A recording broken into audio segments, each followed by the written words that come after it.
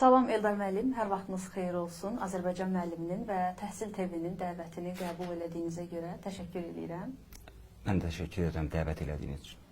Eldar müəllim, əvvəlcə onu deyim ki, Azərbaycan Pedaqoji Universiteti ölkənin ən qocaman universitetidir və həmçinin də müəllim hazırlığı deyəndə ağla elə məhz sizin universitet gəlir. Ona görə də ilk olaraq ondan başlayaq ki, Azərbaycanda aparılan pedaqoji sahədə islahatlar, dəyişikliklər və onların təhsilə təsiri ilə bağlı nə düşünürsünüz? Təşəkkür edirəm. Çox gözəl sualdır. Pedaqoji Universitet Bakı dövlətdən sonra ölkəmizin ali təhsilinin ən yaşlı, ən qocaman bir məbədidir. Və Pedaqoji Universitet bugünə qədər 180 mindən çox məzun vermiş bir ali məktəbdir. Həm ölkəmizdə 20-ci əsrin əvvəllərində savadsızlıqla mübarizədə, həm milli özünidəkdə 90-cı illərdə ölkəmizə edən ictimai-siyasi proseslərin önündə olan bir təhsil müəssisəsidir. 21-ci əsrdə təbii ki, qarşımızda çoxlu çağırışlar var. Azərbaycan müstəqilliyi əldə etdikdən sonra təəssüf ki, təhsil sahəsində islahatları arzu elədiyi şəkildə apara bilmədi. Mənfur qonşunun Azərbaycan torpaqlarını işğal etməsi, ölkəmizdə 1 milyondan sonra qaçqın, 20% ölkəmizin ərazisinin işğal olunması nəticəsində o ərazidə təhsil infrastrukturumuz məhv edildi. Bu, bizim ölkə olaraq, millət olaraq gündəliyimizə daha çox digər mövzuları qoydu. Şükürlər olsun ki, artıq ərazi bütövlüyümüzü, suverenliyimizi Azərbaycan ordusu, Ali Baş Komandan təmin edəndən sonra Azərbaycan təhsilinin də qarşısına yeni çağırışlar çıxıb. Bu, özünü ilk növbədə təbii ki, pedaqoji kadr hazırlığına da göstərir. Bu, bizim üçün bir milli gündəlikdir. Amma dünyada da həm pandemiyadan sonraki dövr, son dövrdə rəqəmsallaşma, süni intellektin cəmiyyət həyatının bütün sferalarına, o cümlədən təhsilə təsiri, təhsil sahəsində, pedaqoji kadr hazırlığı sahəsində islahatları zəruri bir gündəm maddəsinə çevirib. Pedaqoji Universitet, bilirsiniz ki, 2021-ci ildə 100 illiyini qeyd etdi və 100 illiyə ünvanlanmış bir strateji planımız var idi.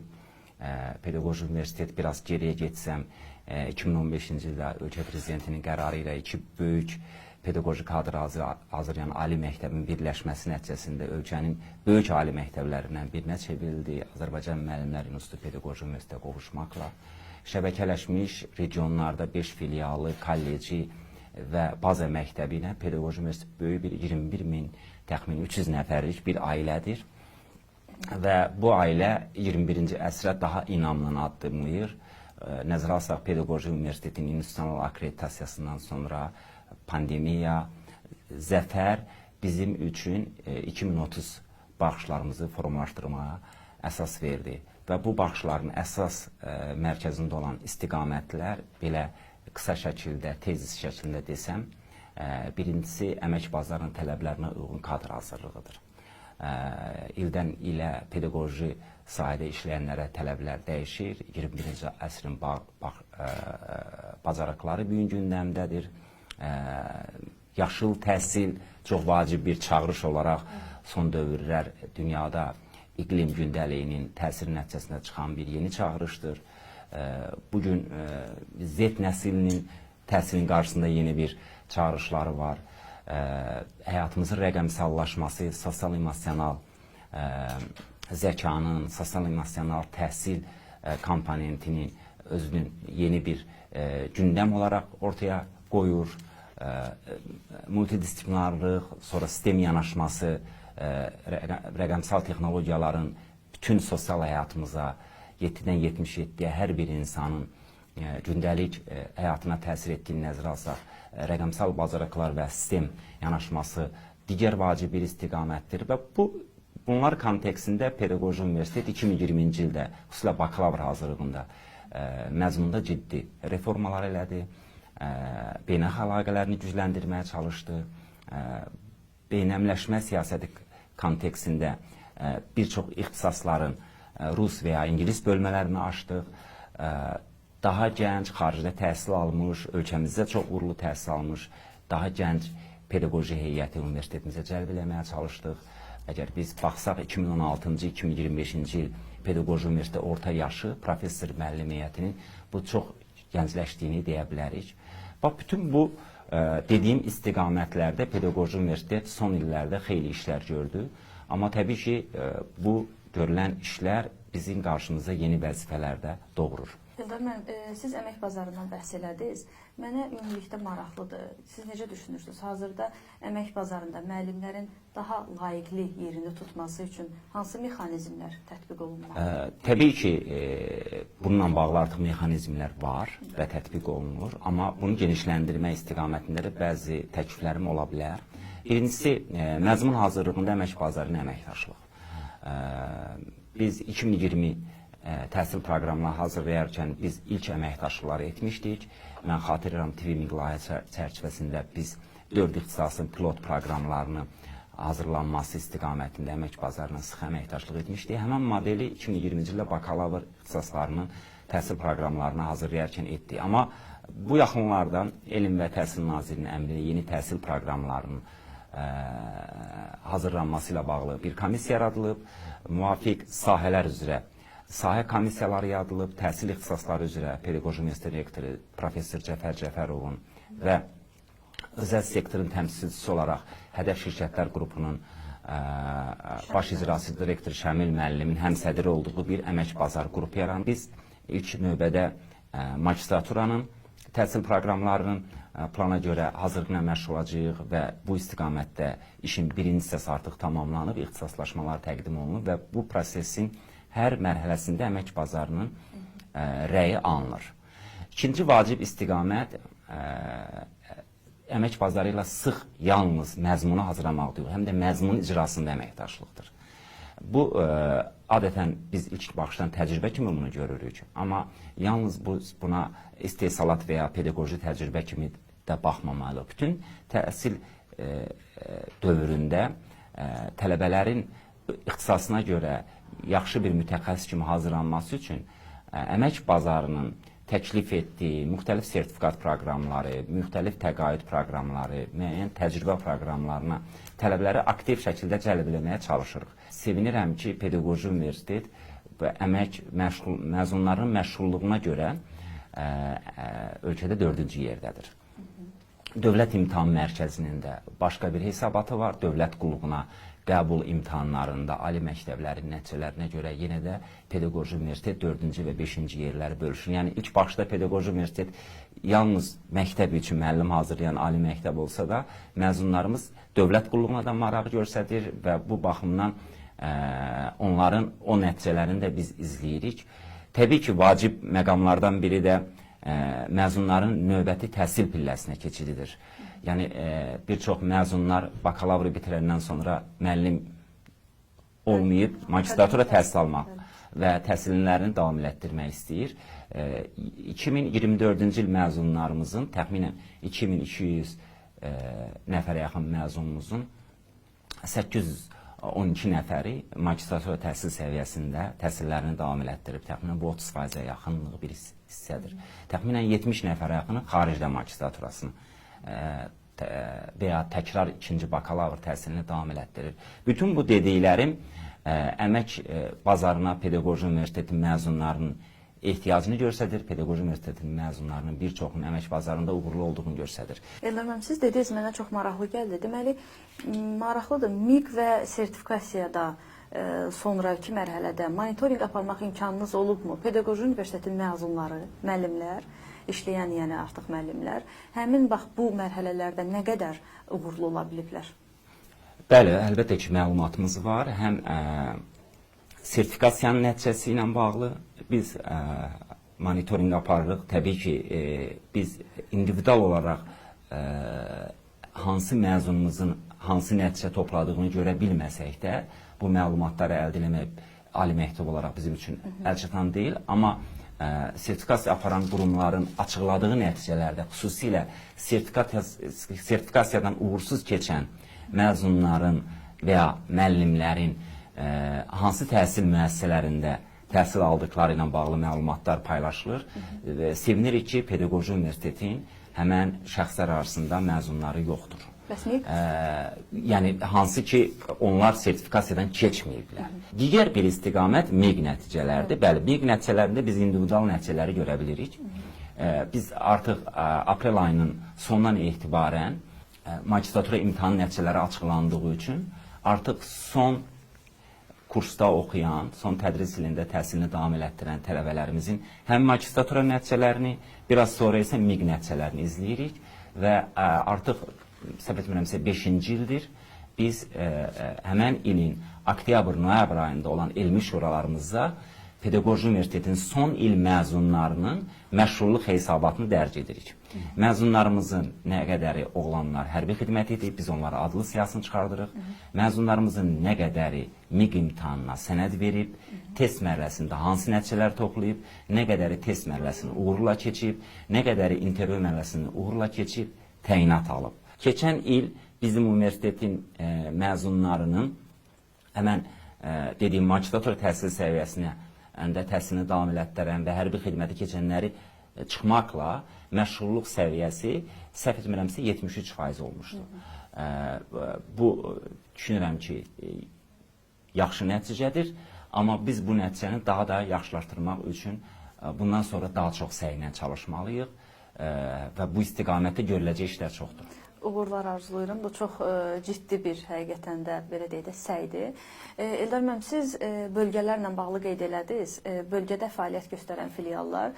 Bu yaxınlarda Milli Məclisdə də bu məsələ müzakirə olunub ki, bölgə universitetlərinə, bölgədə fəaliyyət göstərən ali təhsil müəssisələrinə tələbə qəbulu stimullaşdırılmalıdır, artırılmalıdır ki, paytaxtdakı təhsil müəssisələrinin yükü müəyyən qədər azalsın və bölgədəki təhsil müəssisələrinin inkişafına da bu təbii ki, müsbət təsir edir. Siz artıq 5 filial qeyd elədiniz də, necə düşünürsünüz? Yəni, tələbə qəbulunu stimullaşdırmaq üçün, məsələn, bölgədə yaşayanların elə bölgədə də təhsil, öz əraziləri üzrə təhsil almasını təmin eləmək üçün nələr etməliyik? Hansı proqramlara burada ehtiyac var? Yəni, məsələ nədən ibarət? Pedaqoji Universitetinin 2030 strategiyası bu yaxında elmi şurada artıq bu 4 fevral 2025-ci ildə təsdiq olunub, bu yaxında ictimaiyyətə açıqlanacaq. 2030 strategiyamızın əsas istiqamətlərdən biri də sizin bu sualınıza cavabımda qeyd olunan məqamlardır. Əslində, strateji planımızdan sizə bəhs eləmiş olacağım. Pedaqoji Universitet 2015-ci il akkreditasiya nəticələrinə görə qeyri-müəllimlik ixtisaslarının hamısının bağlandığı ali məktəb olub. 2016-cı ildə universitetdə yeni rəhbərliyi gəldikdən sonra ADPU 2021 strategiyasında və ADPU 2030 strategiyasının əsas istiqamətlərdən biri ondan ibarətdir ki, Pedaqoji Universitetin potensialını və imkanlarını artırmaqla Pedaqoji Universiteti tədricən ölkədə sosial tətbiqi elmlər sahəsində olan bir ali məktəbə keçirmək, çevirmək, transformasiya etmək. Burada birinci vacib məqam ondan ibarətdir ki, bugün ölkəmizdə Dövlət Elm və Təhsil Nazirliyi pedaqoji ixtisaslara qəbul planının ildən ilə optimallaşdırılması yoluna gedir. Dolayısıyla hal-hazırda 21 ali məktəbdə təxminən 10-11 min nəfər hər il bakalavr ixtisasları üzrə pedaqoji fakültələrə qəbul olurlar. Bu, növbəti illərdə biraz azaldılacaq, çünki əmək bazarının ehtiyaclarına görə, əmək bazarının sifarişinə görə burada bir tənzimləmə yəqin ki, aparılır. Biz bunu ildən ilə hiss edirik. Bu, daha da dəqiqləşəcək. Ona görə də Pedaqoji Universitetin həm beynəlxalq rəqabət mühitində rahat, rəqabət qabiliyyətli ali məktəb olması üçün yalnız pedaqoji kadr hazırlayan ali məktəb olaraq 2030-lara getməsi düşünüləməz. O cümlədən filiallarımızın. Ona görə də növbəti dövrdə Pedaqoji Universitet və onun filialları yalnız pedaqoji ixtisaslar üzrə deyil, tədricən orada müəyyən əmək bazarının ehtiyaclarına uyğun olaraq korreksiyalar etməklə əmək bazarının ehtiyacı olan yeni istiqamətlər və ixtisaslar üzrə kadr hazırlığını aparmağı nəzərdə tutur. 2030-cu ilə qədər hal-hazırda 100% yalnız pedaqoji kadr hazırlayan ali məktəbimizi 70% təxminən tələbələrinin pedaqoji ixtisaslarda, 30% ixtisaslarda isə qeyri-pedaqoji ixtisaslarda təhsilini davam elətdirilməsini biz hədəfləyirik. Konkret hansı ideyalar var? Pedaqoji Universitetin ayrı-ayrı fakültələrin, professor müəllim heyətinin, yəni elmi pedaqoji kadr potensialının əlaqələrini, təcrübə bazıları ilə əlaqələrini, ənənələrini əldə rəhbər tutaraq əmək bazarının ehtiyacı olan, misal üçün kimya mühəndisliyi, informasiya texnologiyaları, rəqəmsal media üzrə, məsələn, filoloji fakültəmizdə, ayrı-ayrı xarici dillər üzrə, regionşünaslıq üzrə, psixologiya üzrə, dizayn üzrə, ixtisasları müxtəlif fakültələrimizin profilinə uyğun olaraq hazırlamağı nəzərdə Bəs tuturuz. bunun üçün kadr cəlbi bölgələr üzrə olduğu üçün deyirəm, yəni çətin olmayacaq ki? Təbii ki, çətin olacaq.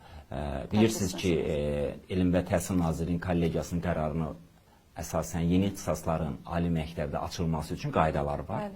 Və o qaydalarda müvafiq o tələblər var. Ona görə də biz bu yaxında ali məktəb olaraq qərar vermişik və hər fakültənin də hər filialın qarşısına bir vəzifə olaraq qoymuşuq ki, növbəti bir il ərzində həmən qaydalara uyğun olaraq hər fakültə və hər filial ən azı bir ixtisasın müvafiq sənədlərini, əsaslandırmalarını hazırlamalıdır. Orada əmək bazarının tədqiqatı olmalıdır. Orada elmi pedaqoji komanda formalaşdırılmalıdır, tapılmalıdır, müəyyən olunmalıdır. Təcrübə ilə bağlı məsələlər var. Ölkənin sosial-iqtisadi inkişafına və ya filiallarsa o regionun sosial-iqtisadi inkişafına ilə səsləşən ixtisaslar olmalıdır. Bununla bağlı təsəvvür edin ki, bizim Quba filialımız, Şamaxı, Şəki, Cəllabad və Ağcabədi filiallarımızda ölkənin həmən bölgələrinin, əmək bazarının ehtiyaclarına uyğun olaraq kadr hazırlığı əsas çağırışdır. Və sualınızın ikinci hissəsi ki, bölgələrdə ali təhsilə, gənclərin əl çatanlığını artırmaq üçün bölgələrdə olan gənclərimizin və ya elə paytaxtımızda, böyük şəhərlərimizdə olan gənclərimizin bu gözəl dilbər güşələrimizdə gedib, tıxacdan, sosial və sıxlığından uzaqlaşıb, təbiət qoynunda təhsil almalarını təşviq eləmək, stimullaşdırmaq üçün nələr edilə bilər? Birinci istiqamət orada çox maraqlı proqramlar açmalıyıq. Və bu ali məktəblər olaraq yalnız bizim filiallarımızın timsalında və digər regionlarda olan ali məktəblərimizin vəzifəsidirsə, digər tərəfdən mənə elə gəlir ki, burada biz əmək bazarı universitetlər sıx əməkdaşlıq eləməliyik. Və xüsusilə nəzərə alsaq ki, Bakı şəhəri və onun ətrafının nəqliyyat infrastrukturu ilə bağlı qəbul olunan yeni dövlət proqramında regionlarda ali təhsil müəssisələrinin təhsil alanların payını regionların hesabına artırmaq bir strateji hədəflərdən biridir. Ona görə də bu strateji hədəflə səsləşərək biz də Pedaqoji Universitet olaraq 5 filialımızda daha çox hansı əmək bazarının ehtiyaclarına uyğun kadr hazırlığı aparıla bilərsə, bunlar barədə düşünürük. Yalnız düşünmürük, ümid edirəm ki, biz 25-26-cı tədris ilində həmən bu filiallarımızda və o cümlədən Bakıda yeni ixtisasların açılmasının şahid olacaq. Bəs təhsil şəraitinin, infrastrukturun yaxşılaşdırılması üçün strateji planda məsələlər varmı? Təbii ki, bu strateji planın bir komponenti barədə danışdım. Ümumiyyətlə bizim strateji plan əsas 6 strateji hədəfi qarşısına qoyub. Bunun birincisi əlçatan, keyfiyyətli, əmək bazarının tələblərinə uyğun, tələbə yönümlü, müasir mütəxəssislər və müəllimlər yetişdirməkdir. Yəni mütəxəssislər sözünü ona görə qeyd edirəm ki, biz strateji hədəflərimizdən biri yalnız müəllim hazırlığıdır, həm də digər sahələr üzrə ali təhsilli mütəxəssislər hazırlamaqdır. İkinci vacib istiqamət elmi tədqiqat potensialını artırmaqdır. Bu bizim ali məktəblərimizin qarşısına duran əsas vəzifələrdən biridir və biz də Pedaqoji Universitet olaraq beynəlxalq reytinqlərdə layiqli yerimizi tuta bilməyimiz üçün elmi, pedaqoji tədqiqatların keyfiyyətini və həcmini artırmalıyıq. Bu istiqamətdə bir çox addımlar atılıb, bundan sonra daha geniş addımlar atılacaq. Üçüncü vacib istiqamət infrastrukturu və rəqəmsallaşmadır. Pedaqoji Universitetin regionlarda olan mövcud filiallarından səhvləmirəmsə birində hal-hazırda yataqxana var. Digər birində də yataqxana var, amma işlək vəziyyətdə deyil. Həmən infrastrukturun digər filiallarımızın əmək bazarı ilə, özəl sektorla, banklarla və ya müvafiq dövlət orqanları qarşısında təkliflərlə çıxış edərək müasir infrastruktur yaradılması istiqamətində səyləri yəqin ki, qarşıda duran əsas vəzifələrdən biridir. Bəs Bakıdakı yataqxana ilə bağlı, Pedaqoji Universitetin yataqxanası ilə bağlı vəziyyət necədir? Hal-hazırda bizim gənclik yataqxanası dediyimiz Pedaqoji Universitetinin Gənclik Korpusunda bizim Tarix Coğrafya Fakültəsinin yerləşdiyi binada qızlar yataqxanamız var. Orada 300 yerlik, təxminən 300 yer səhv eləmirəmsə olan bir qızlar yataqxanamız kifayət qədər də yaxşı şəraitdədir və hər il yataqxanamız böyük rəğbət görür. Amma burada təbii ki, avtomatik sual çıxır.